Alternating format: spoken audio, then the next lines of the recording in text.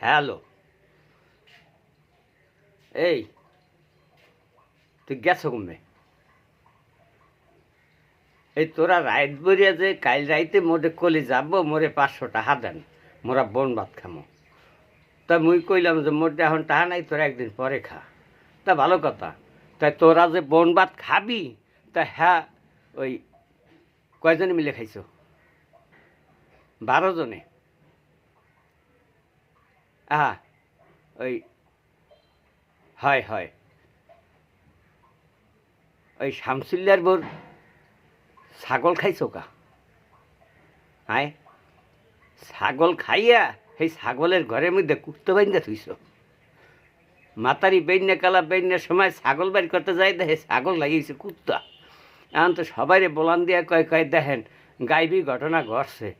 আর আশপাশের মানুষ সবাই দৌড়াইয়া গেছে, কয় কী হয়েছে দেখেই যে মাতারি কয় কি কয় দেখেন বাইন্দা থুইছি ছাগল, আর বেন্যা কালা উঠটা দিয়ে হয়েছে কুত্তা। আর আশপাশের মানুষ একেবারে দুর্নীতি করে সবাই আইছে, আইয়া দেখে যে ছাগল বাঁধছে কুত্তা হইয়া গেছে। হ্যাঁ, ওই মাঝিরটা যদি না কইতো তাহলে তো মুই বুঝতামও না।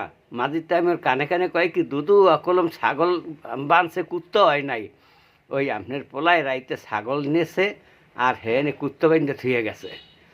ওই ওরা বন ভাত খাইছে ছাগলের গোস্ত দিয়া। হারামির পো যা করো না করো ভালো করিয়া করিস।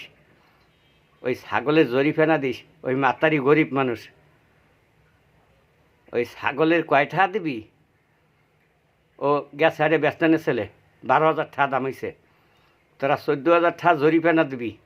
এরপর যদি না হয়, যদি মুই খালি অন্য কিছু শুনি, তা তোর মধ্যে একটারে কিন্তু ওই বিধবা মাতারি বিয়ে করাই দেবো। সেইপর 3 পোলাপান লইয়া সংসার করবা। মুই কলম বিচারের সময় কেউ রে চিনব না। মুই রাখলাম।